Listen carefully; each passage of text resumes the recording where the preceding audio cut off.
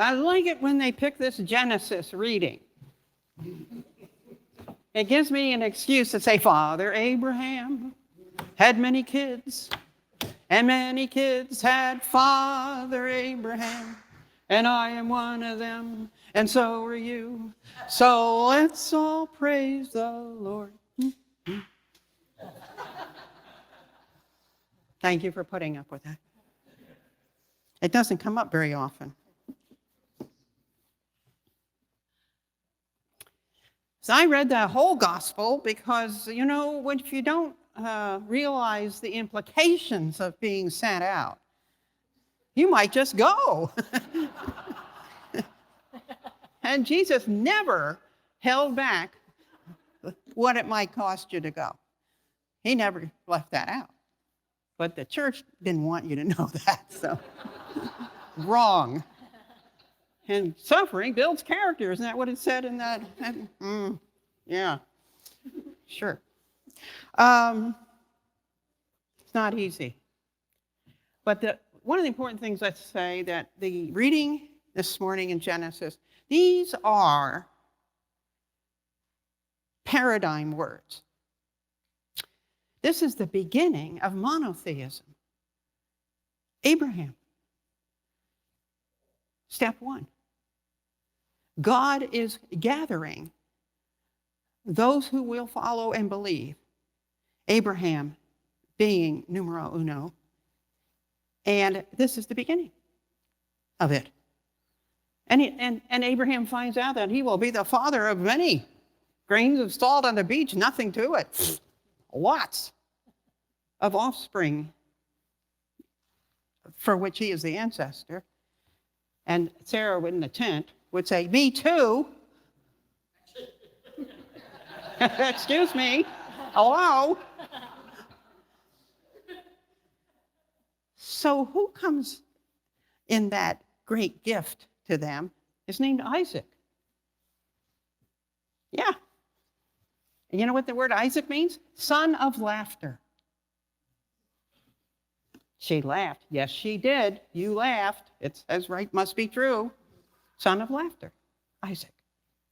Want to read a good book? Read the book called Son of Laughter. Great little story. God gathered, and God taught Abraham so that Abraham could become what God had promised.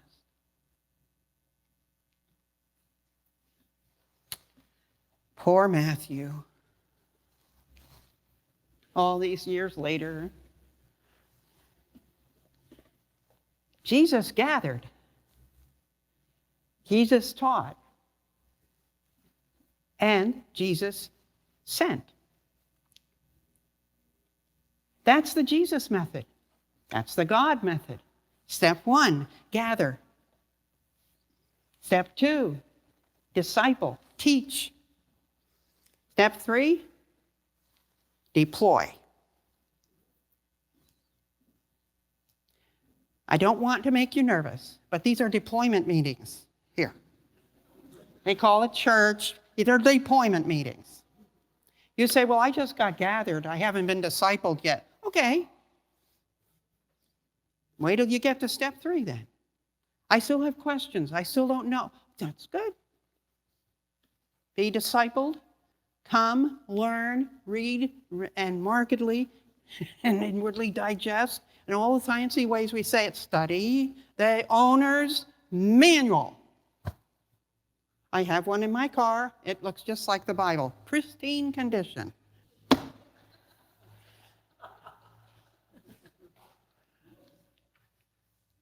That's it. We are meant to gather others. Matthew is, well, why did he have to write something down that everybody already knew? Who is Jesus? What is this? Because in his time, this is 60 years after Easter. Things are going on that need to be addressed in a different way. What God said to Abraham isn't going to work now. And Jesus said what he had to say to gather them, teach them, deploy them. Now it's their turn to gather, teach, and deploy. What else has happened? There's no temple. In Matthew's time, it went and wasn't rebuilt. All of Judaism is like, has to change. No longer is the temple. No longer is that priesthood. No longer is that sacrificing going on. What's going to happen to us? Matthew's going, over here, Jesus, over here, hello. He's a Jew. He knows how to speak to them. He goes out of his way to say, look what Jesus said. It's time to build the foundation of your future on this. Jesus, the Messiah, the chosen one of God. Come, gather with us, draw near to us. That which God has provided is already here. Come with us, gather with us. We'll teach you that, and we will go forth into the world together.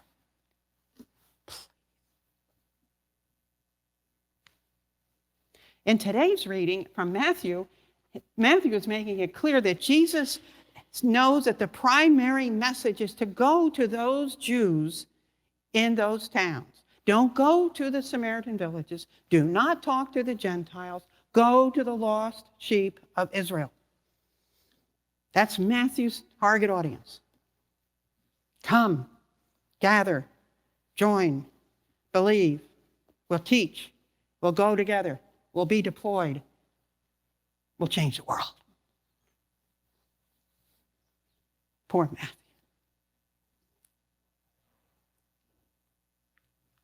But he did it. He reached out and touched the lives of many people.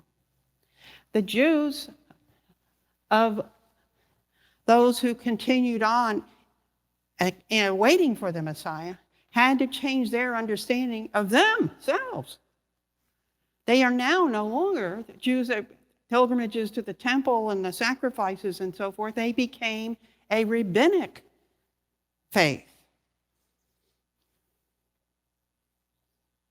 A lot of going on, a lot of shifting, relearning, choosing, deciding, happening all around. Matthew is saying, so that Paul can hear it, Paul has to go, doesn't he, to gather. He's a gatherer. But he goes into those places where those others in Matthew were not to go. He goes to the Gentiles, to the other places with the message, and he's a gathering person. And he's a teaching person.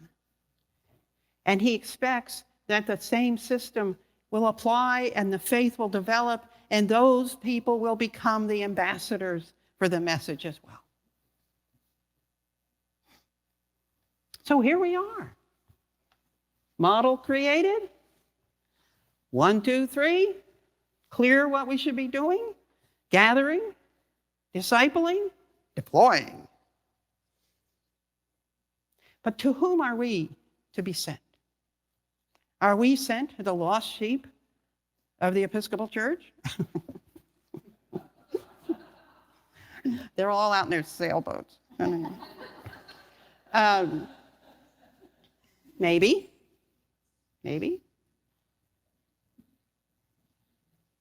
But you and I, in this day and age, just as Matthew in his time, just as Paul in his work, just as Jesus walked into the system and situation he walked into, we walk into ours.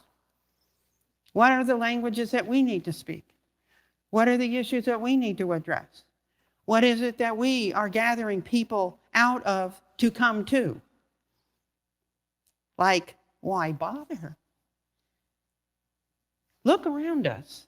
Is this not a whole bunch of sheep with no shepherd time in the framework of the world today? Yes. They're all wandering around going, who am I supposed to listen to? Whoever yells the loudest? Sometimes that's it, isn't it? Where's the truth? Where's the truth? You carry that truth with you at all times. You don't have to visit somewhere in a building. You have it with you.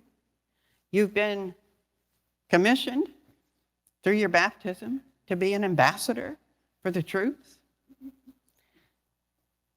We are those who did not need so much gathering. We come from a time when everybody pretty much, when I was growing up, which church did you go to? Not do you go.